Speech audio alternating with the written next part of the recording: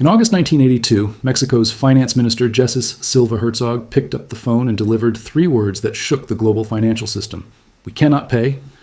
Most people hear that story and think Mexico ran out of money. They think a developing country borrowed too much, spent too recklessly, and collapsed under its own mismanagement. That is the version you were taught. It is also a lie. Mexico did not call Washington because it was broke. Mexico called because 9 American banks had gambled their entire balance sheets on Latin American debt. Those 9 banks, the biggest names on Wall Street, held Latin American loans equal to 176% of their total capital. Their exposure to all developing nations reached 290% of capital. If Mexico stopped paying interest, those banks did not lose a client. They lost everything. They ceased to exist. So the question was never, how do we save Mexico? The question was, how do we save Citibank, Chase Manhattan, and Bank of America? The IMF answered that question, and Latin America paid the price for the next 40 years. The rescue plan designed by the Federal Reserve, the U.S. Treasury, and the IMF did something extraordinary in plain sight. It lent Mexico and 15 other Latin American countries enough money to cover interest payments to American and European banks, but it did not lend them enough to pay down the principal. Read that again. The new loans did not reduce the debt, they serviced it. The money flowed from Washington to Mexico City and straight back to New York. Latin America became a pipeline, and the product flowing through it was the future wealth of 400 million people. The IMF did not rescue Latin America in 1982. It rescued Wall Street, and it sent the bill south. This is Noob Historian. We follow the money, trace the power, and expose the history they never taught you in school. You are living inside the system this story built. The debt architecture designed in 1982 did not expire. It evolved. Right now, as of March 2026, Argentina owes the IMF $41.8 billion, making it the fund's single largest debtor on Earth. Ecuador faces $12.3 billion in debt service this year alone, 43% of its projected revenue. The conditions attached to those loans, slashing public spending, selling off state assets, opening markets to foreign capital, are the same conditions imposed on Mexico in 1982. The names on the loans change. The playbook does not. This is the story of how a single institution, created to stabilize the global economy, became the most effective wealth extraction machine in modern history, and it starts with a phone call from Mexico City. To understand how the IMF captured Latin America, you need to understand the trap that came first. Throughout the 1970s, American and European banks faced a problem. Oil-producing nations, flush with cash after the 1973 and 1979 oil shocks, deposited hundreds of billions of petrodollars in Western financial institutions. Those banks needed to lend that money somewhere to earn returns. Latin America, rich in natural resources and led by governments eager to industrialize, looked like a golden opportunity. The banks lent aggressively. Interest rates were low, often negative in real terms. For Latin American governments, the math seemed simple. Borrow at 2% or 3%, invest in infrastructure and industry, grow your economy faster than the debt grows. For a few years, it worked. Then Paul Volcker raised interest rates. In 1979, the chairman of the Federal Reserve launched his war on American inflation by driving interest rates to unprecedented levels. The federal funds rate hit 20% by June 1981. This was a domestic policy decision aimed at domestic prices. But for Latin American borrowers, it was an ambush. Their floating rate loans tied to U.S. benchmarks repriced overnight. Debt that cost 3% in 1975 now cost 12% or more. Meanwhile, the same high rates triggered a global recession that crushed commodity prices, the main source of Latin American export revenue. The borrowers faced soaring costs and collapsing income at the same time. Mexico broke first, then Brazil, then Argentina, Venezuela, Chile, Peru, Ecuador, Bolivia, and 8 others. 16 nations defaulted or rescheduled within 2 years. Here is where the architecture of extraction took shape. The IMF stepped in as crisis manager, but the crisis it was managing was not Latin America's crisis. It was the bank's crisis. The Federal Reserve's own institutional history states this plainly. The 9 largest U.S. money center banks held Latin American debt at 176% of their capital. A wave of defaults would have wiped them out. The entire American banking system stood on the edge. So the IMF, the Fed, and the Treasury designed a solution with a specific priority: keep the interest payments flowing to New York. The mechanism worked like this. The IMF lent new money to debtor governments. Those governments used the new money to pay interest on the old bank loans. The banks stayed solvent. Their balance sheets stayed intact. And the debtor countries ended up owing more than before, now indebted to the IMF on top of the original commercial debt. The conditions attached to those IMF loans became the most consequential economic policy imposed on the developing world in the 20th century. The fund demanded what it called structural adjustment. In practice, this meant slashing government budgets, removing subsidies on food and fuel, freezing public sector wages, laying off state employees, opening domestic markets to foreign goods, and selling state-owned companies to private buyers. The theory was straightforward. Markets would allocate resources more efficiently than governments. Austerity would restore fiscal balance. Privatization would attract investment. Liberalization would boost competitiveness. The reality was the opposite. José Antonio Ocampo, former Undersecretary General of the United Nations and head of the UN Economic Commission for Latin America and the Caribbean, documented what happened next. During the 1980s, the region's per capita GDP fell from 112% to 98% of the world average. Measured against developed countries, Latin American per capita income dropped from 34% to 26%. The gap did not narrow, it widened. More devastating was the direction of money flow. Net resource transfers, the difference between what flowed into Latin America and what flowed out, reversed from positive 2 to 3% of GDP to negative 6% of GDP. For every dollar that entered the region in new loans or aid, $6 left in debt service payments. Latin America was not receiving help. It was hemorrhaging wealth. The Federal Reserve's own account confirms where the cuts fell. Instead of eliminating subsidies to state-owned enterprises, many governments cut spending on infrastructure, health, and education, and froze wages or laid off state employees. Hospitals lost funding, schools deteriorated, roads crumbled. The people who had nothing to do with the borrowing bore the full cost of the repayment. Economists call the 1980s Latin America's lost decade. That term is too polite. A decade was not lost, it was taken. By the late 1980s, the IMF's approach to Latin America had solidified into a formal doctrine. In 1989, the economist John Williamson gave it a name, the Washington Consensus. Williamson intended the term as a neutral description of the policy reforms that Washington-based institutions, the IMF, the World Bank, and the U.S. Treasury, all agreed Latin America needed. The list contained 10 prescriptions: fiscal discipline, redirection of public spending, tax reform, interest rate liberalization, competitive exchange rates, trade liberalization, openness to foreign investment, privatization of state enterprises, deregulation, and secure property rights. On paper, these looked like technocratic recommendations. In practice, they became non-negotiable conditions for receiving loans, and they all pointed in one direction: shrinking the state and expanding the space for foreign capital. The genius of the Washington Consensus was its presentation as economic science rather than political choice. The IMF did not frame its demands as serving creditor interests. It framed them as universal best practices, the only rational path to growth. This framing made resistance appear irrational and ideological. Governments that pushed back were labeled populist, irresponsible, hostile to markets. But the consensus had a structural flaw that its architects either ignored or accepted. Every prescription was designed around the needs of creditors, not debtors. Fiscal discipline meant prioritizing debt repayment over social investment. Trade liberalization meant opening domestic markets to competition from economies with centuries more industrial development. Privatization meant selling off revenue-generating public assets, often to the same foreign entities whose banks held the debt. The results followed the incentives. Countries that followed the Washington Consensus to the letter did not converge with the developed world. They fell further behind. Ocampo's data shows this with brutal clarity. Real interest rates charged to Latin American borrowers surged from negative, or near zero in the mid-1970s, to above 10% by the early 1990s. The cost of being a debtor tripled, while the prescribed cure demanded reducing the very public investments that might have generated growth. The Washington Consensus did not fail because Latin American governments implemented it poorly. It failed because it was designed to solve a different problem. It solved the creditor problem. It stabilized American banks. It ensured that interest payments kept flowing. And it locked an entire continent into a cycle of debt, austerity, more debt, and more austerity. The blueprint was set.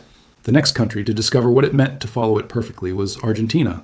No country embraced the Washington Consensus more faithfully than Argentina, and no country paid a higher price. In 1991, Economy Minister Domingo Cavallo implemented the convertibility plan, pegging the Argentine peso 1-to-1 with the US dollar. The peg was designed to kill hyperinflation, which had reached 3,000% in 1989. It worked. Inflation collapsed. Foreign investment surged. The economy grew. The IMF applauded. Throughout the 1990s, Argentina followed the playbook with textbook precision. It privatized the national oil company YPF, the telephone system, the railways, the water utilities, the postal service, and the pension system. It opened its markets to foreign goods. It deregulated its financial sector. The IMF held Argentina up as a model for the developing world. Behind the numbers, a crisis was building. The dollar peg made Argentine exports expensive on global markets, strangling the trade sector. Privatization generated one-time revenue but eliminated ongoing income streams from profitable state enterprises. Deregulation attracted speculative capital that flowed in during booms and fled during downturns, and the debt kept growing. The IMF knew. Its own independent evaluation office, the IEO, conducted a forensic autopsy of the fund's role in Argentina from 1991 to 2001. Published in July 2004, the report is one of the most damning self-assessments any international institution has ever produced. The IEO found that IMF staff recognized Argentina's debt was becoming unsustainable but failed to push for corrective action. The fund approved rescue loans that its own analysts estimated had a 20 to 30% chance of success. Internal staff assessments concluded that additional billions would not buy enough time to make a difference, but would be more likely to disappear in capital flight. The fund lent the money anyway. The report stated that conditionality was weak, and Argentina's failure to comply with it was repeatedly accommodated. In plain language, the IMF set conditions, Argentina did not meet them, and the IMF kept lending. The final finding cut deepest. The IEO concluded that the fund's handling of Argentina almost certainly deepened a recession that threw millions of Argentines into poverty. The crisis that arrived in December 2001 was catastrophic. The government froze bank accounts. Citizens could not withdraw their own savings. The peso's peg to the dollar collapsed. The currency lost 75% of its value in weeks. Argentina defaulted on $93 billion in sovereign debt, the largest default in history at that time. 5 presidents cycled through office in 10 days. By 2002, more than half the population had fallen below the poverty line. A country that had entered the 1990s as the IMF's star pupil exited the decade as its most spectacular failure. The critical detail is this: the failure was not a surprise. The IMF's own staff predicted it. They lent the money knowing it would fail. The question is why? The answer is the same one that explains Mexico in 1982. The loans were never designed to fix Argentina. They were designed to manage the default process in a way that protected creditor interests and maintained the institutional architecture. Delay the crash, extend the debt, keep the interest payments flowing for as long as possible, and when the collapse comes, ensure that the losses fall on the borrower. Argentina's crisis was a feature of the system, not a bug. If Argentina showed the macroeconomic devastation of IMF policy, Bolivia showed what it looked like at the kitchen table. In September 1999, the IMF approved a $138 million loan to Bolivia. Among the conditions, privatize state-owned enterprises, including water utilities. The World Bank reinforced this demand, warning that it would withhold debt relief unless Bolivia sold its public water systems. In Cochabamba, Bolivia's 4th largest city, the municipal water company, SIMAPA, was handed to a consortium called Aguas del Tunari. The consortium's controlling shareholder was Bechtel, the San Francisco-based engineering giant. The contract gave Aguas del Tunari a 40-year concession. It also gave them something extraordinary: the legal right to charge for rainwater collection. Bolivian families who had built their own cisterns and catchment systems over generations were now paying a foreign corporation for water that fell from the sky. Water prices doubled overnight. For families in Cochabamba, water bills consumed up to 25% of household income. In a city where the minimum wage was roughly $60 per month, a water bill of $15 was not an inconvenience. It was a choice between drinking water and eating food. The reaction was immediate and ferocious. In January 2000, a coalition of factory workers, farmers, students, and neighborhood organizations formed La Coordinadora de Defensa del Agua y de la Vida, the Coalition in Defense of Water and Life. They shut down the city. They blockaded roads. They marched. They were met with tear gas and rubber bullets. In February 2000, the protests escalated. The government declared a state of siege. Martial law descended on Cochabamba. Soldiers occupied the streets. Protest leaders were arrested in pre-dawn raids. A 17-year-old named Victor Hugo Daza was shot and killed by a Bolivian army captain. The death of a teenager over a water bill imposed by a condition of an IMF loan became an international flashpoint. PBS Frontline, Public Citizen, and news organizations across the world documented the crisis. By April 2000, the government reversed course. It canceled the contract with Aguas del Tunari and returned SIMAPA to public control. Bechtel did not go quietly. The corporation filed a $25 million legal claim against Bolivia at the World Bank's International Center for Settlement of Investment Disputes. A corporation that had held the contract for less than a year demanded compensation equal to the annual water budget of an entire province. After years of international pressure, Bechtel settled in 2006 for a symbolic payment of 2 bolivianos, roughly 30 cents. The Cochabamba Water War was a single episode in a single city, but it crystallized something that macroeconomic data alone cannot convey. The IMF's conditions were not abstract policy recommendations debated in conference rooms. They reached into the daily lives of the poorest people on Earth and priced them out of the most basic resource for survival. Privatization was the centerpiece of the Washington Consensus. The theory held that private companies would operate more efficiently than bloated state bureaucracies. In many cases, they did operate more efficiently. They were also more efficient at extracting profit from captive populations with no alternative supplier. The flow of value was consistent across the continent. Public assets built with public money were sold to private buyers at discount prices. Those buyers raised prices, cut costs, repatriated profits, and left behind degraded services. The efficiency gains went to shareholders in New York and London. The losses stayed in Cochabamba and Buenos Aires and Mexico City. By the mid-2000s, a wave of left-leaning governments swept Latin America. Hugo Chavez in Venezuela, Evo Morales in Bolivia, Lula da Silva in Brazil, Nestor Kirchner in Argentina, Rafael Correa in Ecuador. Each ran, in part, on a platform of rejecting the Washington Consensus. Some of these leaders reduced their country's dependence on the IMF. Argentina, under Kirchner, paid off its entire IMF debt in January 2006, a single payment of $9.8 billion. Brazil followed months later. Both nations framed the repayment as an act of sovereignty, a declaration that they would no longer accept foreign-imposed conditions on their domestic policy. For a time, it worked. A commodity boom driven by Chinese demand filled government coffers across the region. Poverty rates fell, social programs expanded, the IMF's influence shrank, but the structural problem remained untouched. Latin American economies were still built on commodity exports. Their financial systems were still integrated with global capital markets controlled from New York and London. Their currencies still rose and fell at the mercy of Federal Reserve interest rate decisions. The escape from the IMF was real, but it was narrow. It depended on high commodity prices. When prices fell, the trap reopened. Ecuador provides a case study in the cycle's persistence. Under Correa, Ecuador audited its debt, declared portions of it illegitimate, and defaulted on $3.2 billion in bonds in 2008. Correa called the debt immoral and illegitimate. He was not wrong about the terms under which much of it was contracted. But by 2019, Ecuador was back at the IMF. A new government under Lenin Moreno signed a $4.2 billion loan with familiar conditions: cut fuel subsidies, reduce public employment, open markets. When the fuel subsidy cuts triggered mass protests in October 2019, Moreno declared a state of emergency and moved the government out of the capital. As of March 2026, Ecuador owes the IMF $7.2 billion. Its total debt service for the year will reach $12.3 billion, consuming 43% of projected government revenue.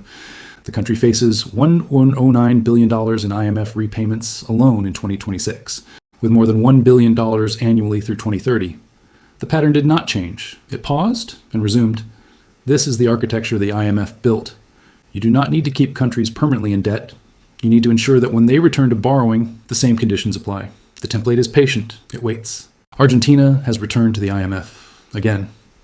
In April 2025, the IMF Executive Board approved a new 48-month extended fund facility for Argentina, totaling $20 billion. This came on top of existing obligations from a $44 billion program arranged in 2022. As of March 2026, Argentina's total outstanding IMF credit stands at $41.8 billion. No country on earth owes the fund more. President Javier Milei, inaugurated in December 2023, arrived with a chainsaw, literally. He carried one to campaign rallies, a prop symbolizing his promise to slash the Argentine state. His program tracks the Washington Consensus checklist with almost comic precision. Deep cuts to government spending, elimination of subsidies, deregulation, removal of currency controls, and a welcoming posture toward foreign capital. Milei achieved a fiscal surplus in 2024, the first in 14 years. Inflation dropped from 211% in 2023 to roughly 32% by late 2025. Argentina's poverty rate, which spiked to 53% in early 2024 during the initial shock of austerity, declined to around 32% by mid-2025. Supporters point to these numbers as proof that the chainsaw works, but the numbers demand context. The poverty spike to 53% was itself a consequence of Milei's shock therapy. Devaluing the currency by 50% in December 2023 instantly halved the purchasing power of every Argentine worker and pensioner. The subsequent decline in poverty reflected a partial recovery from a self-inflicted wound, not a return to prosperity. And recovery to 32% to end poverty still means 1 in 3 Argentines' lives below the poverty line. The debt picture tells the deeper story. Argentina faces $20 billion in debt payments in 2026, while holding roughly $10 billion in usable reserves. Foreign currency debt payments in 2026 and 2027 together total nearly $43 billion. Analysts at multiple institutions warn that Argentina's usable reserves will decline to critical levels within the early months of 2026. The $20 billion IMF deal was secured with significant backing from the Trump administration, which holds outsized influence on the IMF's executive board. The geopolitical dimension is familiar. Washington supports an ideologically aligned government with IMF resources. The borrower commits to policies that open its economy to American capital. The money flows in, conditions are attached, and the clock starts ticking on repayment schedules that exceed the country's earning capacity. The IMF's own 2004 IEO report on Argentina warned in writing that the fund approved loans with as little as a 20 to 30% chance of success, that the fund continued lending when its own staff believed the money would be more likely to disappear in capital flight, that the fund's actions almost certainly deepened a recession. 21 years after publishing that self-assessment, the IMF approved the largest new loan in its portfolio to the same country, following the same economic template, backed by the same political logic. The question is whether you are watching a new chapter or a rerun. The IMF was created in 1944 at Bretton Woods, New Hampshire, with a stated mission: promote international monetary cooperation, ensure financial stability, facilitate international trade, promote high employment and sustainable economic growth, and reduce poverty. Those words are still on its website. The gap between mission and outcome defines the institution. Across 4 decades of engagement with Latin America, the IMF has overseen a transfer of wealth from the southern hemisphere to the northern. It has imposed conditions that its own evaluation office admits deepened recessions and increased poverty. It has lent money knowing the loans would fail because the purpose of the loans was never to develop the borrower, but to protect the creditor. This is not conspiracy, it is structure. The IMF's voting power is weighted by financial contribution. The United States holds 16.5% of voting shares, enough to veto any major decision, since major decisions require 85% approval. Europe collectively holds another 30%. The countries that borrow from the IMF have almost no say in the conditions imposed on their borrowing. The people who design the rules are the people who benefit from the rules. The system touches your life in ways you do not see. When the IMF forces a Latin American country to cut health spending, it produces a wave of migration driven by desperation, migration that shapes politics and labor markets in the United States and Europe. When the IMF mandates privatization of water or energy, it creates investment opportunities for multinational corporations headquartered in countries whose taxpayers fund the IMF. When the IMF refinances unsustainable debt instead of allowing restructuring, it protects the bond portfolios of pension funds and investment banks in London and New York, the same portfolios your retirement account holds. The money trail does not stay in Buenos Aires or Quito or La Paz. It runs through your bank, your government, your pension, your grocery bill. The instability the IMF generates in Latin America arrives at your border as a political crisis. The austerity it imposes arrives in your portfolio as a bond yield. The poverty it deepens arrives in your supply chain as cheap labor. Between 1982 and 2026, the pattern has repeated with minor variations. A country borrows, a crisis hits, the IMF arrives, conditions are imposed, public assets are sold, social spending is cut, debt grows, the country eventually defaults or restructures, and the cycle begins again. The creditors are made whole, the populations absorb the loss, the institution survives to lend again. Mexico in 1982, Argentina in 2001, Bolivia in 2000, Ecuador in 2019, Argentina again in 2025. The names rotate. The mechanism does not. The IMF did not break Latin America in a single act. It built a machine. The machine runs on debt. It is fueled by conditions. Its output is the steady, quiet transfer of resources from people who have little to institutions that have everything. And the machine is still running. If you made it this far, you now know more about the financial architecture of Latin American poverty than most economics graduates. The question is what you do with that knowledge. The next time you hear that a country received an IMF bailout, ask yourself, who was bailed out? Follow the money, trace the conditions, look at who paid. The answer has not changed in 44 years.